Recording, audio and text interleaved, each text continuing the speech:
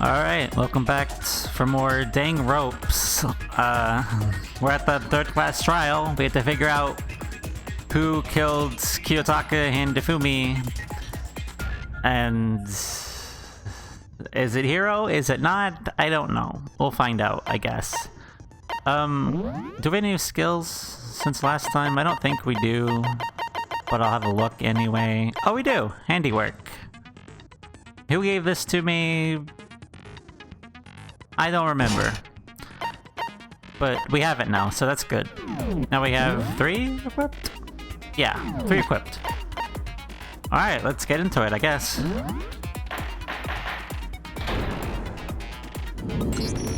Let's begin with a basic explanation of the class trial. So, your votes will determine the results. If you can figure out who done it, then only they will receive punishment. But if you pick the wrong one, You then die. I'll punish everyone besides the blackened, and the one that deceived everyone else will graduate. Now then, to begin with... We already know who did it! Oh, we're starting this already, huh? Was that? It was Hiro. He does not have an alibi for when the murders took place, and we found him in that suit. All true. Don't try and deny it! You killed them! I didn't! Someone knocked me out! I was asleep the whole time! I don't know anything about it! Shut your murdering mouth, murderer! Coming from another murderer. Who are you calling a murderer? Exactly. I am sorry to say, Hiro, but we do have evidence. Blueprint for the suit.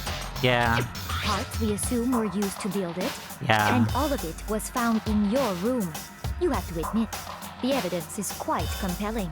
I mean, that's fair. It points to you as having created the suit and wearing it while committing crime after crime. How many times do I have to tell you? I don't know! Is Hiro really the killer, or anything else? Way to make that clear. Yeah.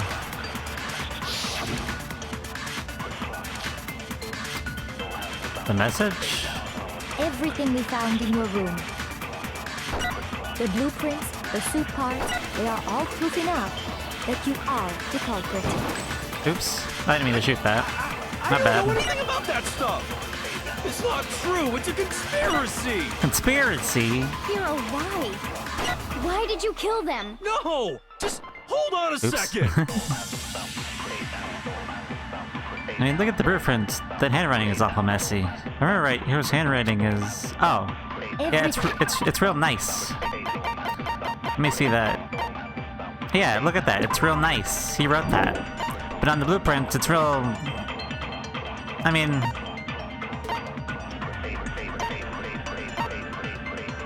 It's different. It's more messy, I guess. Sure. The blueprints, the... Oh.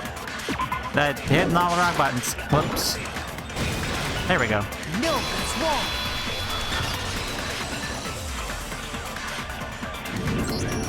Are we sure Hiro really made those blueprints? What do you mean? The writing is Well, different. take a look at this. It's the note that Hiro wrote, asking everyone to meet up after Alter Ego disappeared. The handwriting's obviously different, wouldn't you say? When you compare it to the blueprints. There's no way you could think the same person made both of them. Unless Yeah. that person made it a point to disguise their handwriting. No, the differences are bigger than that, I think. Come on! I'm not smart enough to think of trying to change my handwriting anyway. So Makoto, are you saying you don't think Hiro's the culprit? And he is not the only one. I think Hiro's innocent as well. Then who was in that Robo-Justice suit? Is it like Hiro said? Was there really someone running around in a second suit? The suspicious individual hidden within the suit. Go ahead, Makoto. Tell them who it was. Do I know that? And of course he passes it off to me. So? Who was in the Robo-Justice suit? The suspicious individual in question, the one that must have been in the suit, was... the Illuminati. It was the Illuminati in the suit. No, it was Hina. Well, without a doubt, he was put in the suit at one time. So, Hiro. He was in it, Other than Hiro, for sure. I can't think of anyone else it could have been. Obviously, he was the one in that particular suit. And we never found any kind of second suit. Then there can be no doubt. Hiro is the prime suspect. That Yeah. doesn't make any sense. You just said Hiro didn't do it. Yeah, he can be in the suit and not do it. It makes perfect sense. Hiro was the suspicious individual in the suit, but he's not the culprit. Exactly. So what you're saying is... That's right. The culprit in this case has nothing to do with being in the Robo-Justice suit. What? Now that's a bold assumption. And what reason do you have to make such a statement? You do have a reason, yes? Of course. But before we get to that, there's something else we need to clarify first. So let's get that out of the way. Hey, stop trying to boss us around. I mean, he's gonna do that All regardless. things have a proper order. Yep. So what is it? What needs to be clarified? Yes, We clarify must yourself. clarify the method of transportation for Taka's lifeless body. Well, that's easy. It would seem that his corpse was moved using certain particular items. It's the cart. Makoto, can you tell us what they were? The cart and the tarp.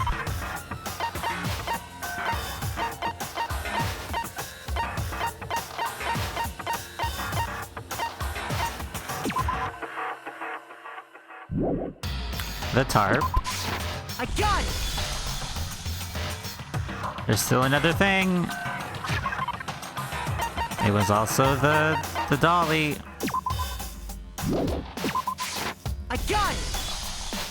They were a dolly and a tarp, right? Yep. What's with the attitude? So, let's see if I can explain. Taka's body disappeared from the equipment room. And then we rediscovered it in the repository. And when we found it for the second time, it was wrapped in a blue tarp, right? Yep. It was the same tarp that, up until then, was stored in the equipment room. So the killer must have seen it there and decided to use it when they moved Taka's body. That way, they wouldn't leave any bloodstains while they were moving it. Okay, that explains the tarp. And the dolly? Same thing. I'm sure the dolly was in the equipment room when we first found Taka's body there. But when the body disappeared, so did the dolly. Later, when Taka's body reappeared in the repository, so did the dolly. It did. In other words, you think they used the dolly to move the body. Am I right? Yeah. But are you sure you are not mistaken? Oh, do you think we're all mistaken, Celeste? Are you absolutely positive the dolly was in the equipment room when we found Taka's body? That dolly was made specifically for moving large objects between the repository and the art room.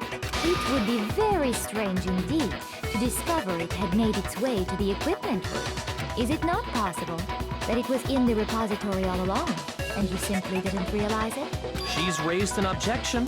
How do you respond? There is no shame in being wrong. Nobody expects much from you anyway. That's kind of We rude. have all accepted the fact that you rarely understand what is going on around you. I solved the past two cases, Celeste. Come on. Wow, everyone sounds so nice while being so mean. But maybe I can change your mind. Explain to them why the dolly must have been moved from the equipment room to the repository. A new element? Ooh, yeah, tell me more. Let's talk about reloading. Starting with the next bullet time battle, we're going to add one more ingredient to the recipe. On the bottom of the screen, see your ammo count. Up until now, there's been a limit on how you can destroy your torment statements, but from now on, just locking on and pressing the button won't be enough to handle them. Now it'll cost you one bullet to destroy a single remark. If you run out of bullets, you can't destroy any more statements, no matter how locked on you are. Or you can reload by pressing the button. Just like locking on, you have to press the button in time with the tempo marker. Just to remember the button, that button has a function with the other buttons. Automatically reload at the start of fever time, and your armor doesn't pierce. But if your difficulty is gentle, you don't have to worry about it. So it's fine. Ignore all of that if you're in gentle, which I'm not, so it matters. Well then, good luck and have fun. Okay. Oh, we're already? Oh, okay. You had it wrong. I cannot agree. You are a fool. So pathetic. Lies will get you nowhere. Do your worst. Away with you. You miserable wretch. I have to reload. Reload. I cannot agree. You are a fool. Lies will get you nowhere.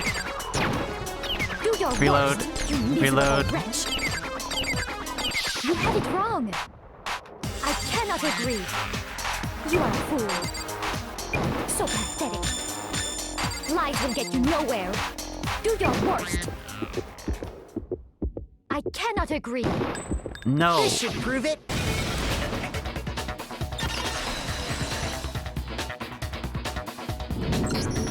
If you're asking for proof that the dolly moved, I have it right here. When I found the dolly in the repository, one of the wheels had a blood stain on it. Yeah, and there was tracks. There was a pool of Yeah. blood in the equipment room with a tire mark in it that matched the dolly wheel's tread. Exactly. The killer probably rolled the dolly through the blood on accident as they wheeled the body out of the room. And as the blood dried on the tire, they moved the body into the repository. So there's my proof that the dolly was used to move Taka's body. Jeez, does this really hate me that much? Well, anyway, that was just something we had to get out of the way. Let's get back to the main subject. Yeah, the subject of how Robo-Justice didn't do it. Because if it's not a killer robot, then what kind of robot is it? It's not a robot at all. I'm not sure that really matters. It's a person. I'd be happy to explain why the occupant of the suit couldn't possibly be the killer. Oh, really? If you look back on how the body was transported, it will become immediately obvious. Look at how the body was moved. It'll be clear that why the person in the suit couldn't have done it. What does he mean by that?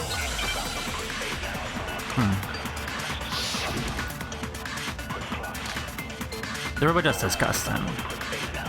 As we Alright, hold on. What about it? No, Hiro could have fit in it. Oh, you couldn't bend to do it. And if you moved... Yeah, there's no hand... Okay, I see. Very well. And from there, the body was moved to the repository, correct? Yeah, the culprit wrapped the body in the tarp, then loaded it onto the dolly and wheeled it off, right? Now, keep in mind that the dolly doesn't have a handle. Well, yeah, but even without a handle, all you'd have to do is bend over. No! No, it's wrong.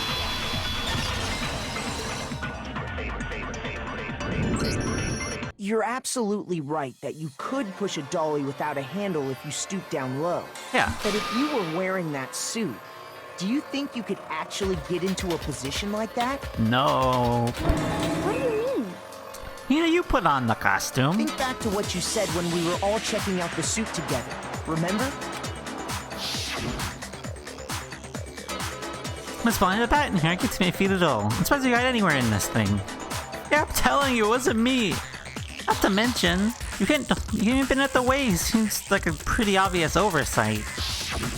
When you're in that suit, not only can you not see your feet, but you can't even bend at the waist. Yeah. Am I right about that? Now that you mention it, yeah. Yeah, you said those same It exact seems like things. it'd be awfully hard to push that dolly if you couldn't bend over. Well, what's to stop you from simply pushing the dolly with your feet? It'd take too long. When you can't even see your feet? You really think someone could kick the dolly all that way? Yeah, it'd be totally impossible. Not that I can say for sure myself. On top of that, if you were wearing such a rigid, cumbersome suit, it's very unlikely you would have the dexterity to go about wrapping the body in a tarp. That's fair. Well, I mean, isn't that just a matter of taking off the suit when you're ready to move the body? Oh yeah, no. You can't take...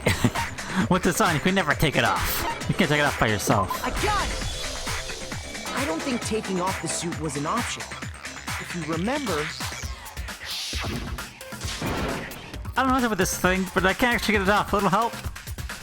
How would you make something you can't take off by yourself? I'd make that stupid friggin' thing. There's a clasp on the back that's keeping you getting it off. Looks pretty sturdy. I don't think you can get it off on your own. You only have a choice. Let's help him. That's true. Yeah. It seems impossible to put the suit on or take it off without help. Then, you really can't take it off by yourself? Hiro wasn't just making it up? Of course I wasn't making it up. If he could have gotten it off by himself, I don't think he would have let us see him wearing it. Yeah. Showing up in the suit was basically an invitation for everyone to suspect it. Yeah, that's right. So, it's really, really true that Robo Justice couldn't have moved the dolly?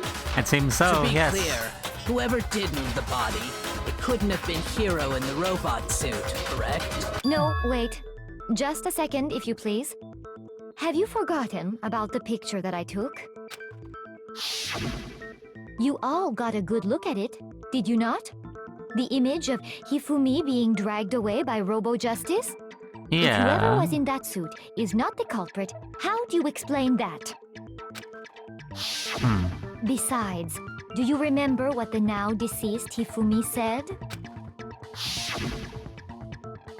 How did you get hurt? That guy hit me. What guy? Robo Justice, or that's what I decided to call him just now. So long as those facts exist, the proper conclusion is beyond question. The individual inside the suit and the culprit are one and the same.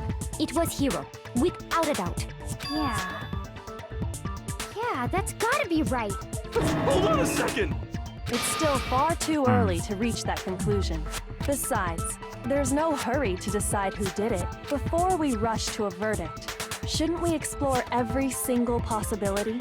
Instead of seizing on one viewpoint, the truth is uncovered by analyzing things from every angle. True. Perhaps, but where do we go from here? Let's review this series of unfortunate events from the beginning. Maybe we'll uncover something new. What a pain in the ass! I don't disagree, but our lives are on the line. If this is what it takes, we have to do it. Plus, Yeah, maybe we'll fair. get to find out where the heck Kyoko was when everything went down.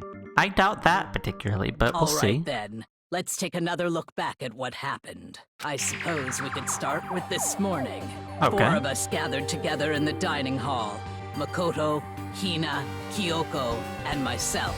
Yes. We waited there for quite a while, but nobody else showed up. So that was around 8 a.m. And as soon as we split up, Kyoko went missing. Soon after that, Hina found Celeste in the rec room and quickly came to get Makoto and me. It seems I was unconscious for about an hour after I was attacked by my mystery assailant. I know it was an hour because I remember being attacked a little after 7. That was when we saw Celeste's picture and discovered that her assailant had been wearing a strange costume. As Yeah. it turns out, it was Robo Justice. It also soon became clear that this same Robo Justice had abducted Hifumi. We were soon joined in our search by Byakuya and Toko, and then went on to find Hifumi in the library. He was injured, so we took him to the nurse's office and resumed our search for the suspect. But not long after leaving the nurse's office, Celeste showed up and it was a mess. What's wrong? Oh, I saw the shadow. Something move around the top of the stairs. When Celeste told us that, we decided to split up and search the second floor. Yep. And soon after that, I saw someone moving around on the 3rd floor, and I yelled out to everyone as soon as I did. Celeste, what's wrong? It was a rather intense scream for someone like you. I saw them, this strange costumed man. He ran up as soon as I screamed. I was blocking the stairs, so he headed further down into the hallway and disappeared. and then, And then another scream. Huh? What was that? I came from downstairs. It must have been... Ifumi is in the nurse's office. This is bad. Come on, I have to go back. at that point, we decided to divide up into 2 groups. Celeste, Hina, and I went back to the nurse's office, while Sakura, Byakuya, and Toko chased after the suspect. When we got back to the nurse's office, we found Hifumi, dead. And that's when we heard the body discovery announcement. I left Celeste and Hina there and headed back to the 3rd floor to let the others know what had happened. meanwhile, we had just discovered Taka's body in the equipment room. We must have found both bodies at almost exactly the same time. Because we heard the same announcement not long after we discovered his body. And that's when I told you guys about Hifumi. Then the three of us headed for the nurse's office. But right after we left the physics lab, we ran into Celeste, who'd arrived after us. And she told us something very surprising. His body has disappeared. We rushed back to the nurse's office and saw that she was right. Then we remembered we'd left Toko passed out in the equipment room, so we hurried back again. This can't be happening. Are we all hallucinating this or something? But when we got there, we discovered that now Taka's body had also gone missing. Next thing we knew, we were searching the school for 2 missing dead bodies. And after some time... Celeste informed us that she'd found the bodies, and we all headed to the repository, which is where we rediscovered the corpses. I think that about covers it. Yep. I see. The whole thing sounds exceptionally complicated. It certainly seems to me that these are not a simple series of connected events. Okay, well, if that's true, then what? Rather than a single series of events, I think we have to consider each murder a separate situation. And from there, we can uncover the contradictions surrounding all of them. Now then, let's get started, Okay. beginning with what happened to Taka. Contradictions hidden in what happened to Taka. I'm never coming to the truth of this case. I have to find them no matter what.